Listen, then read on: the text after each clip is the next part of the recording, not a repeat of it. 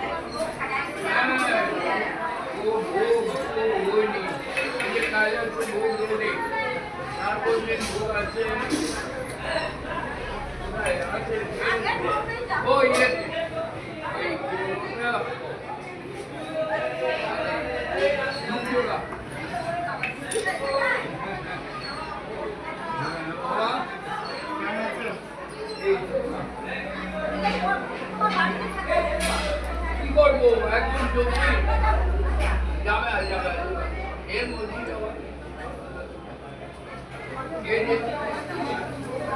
যেমন কালকে ছিলাম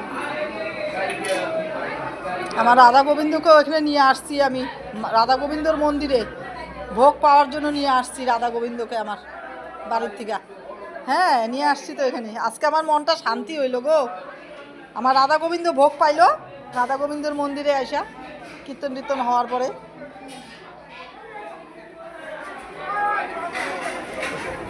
নিল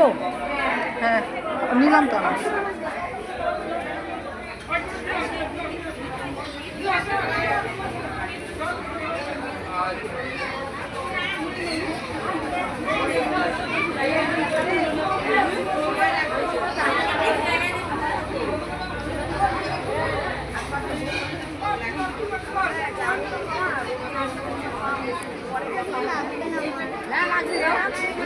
এখানে দক্ষিণা দিতে পারলাম না দিয়ে দিলাম না এখানে আইসাই দিয়ে দিছি যে সকালে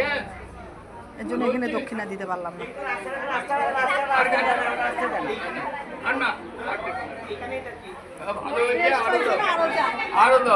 ভালো লাগছে।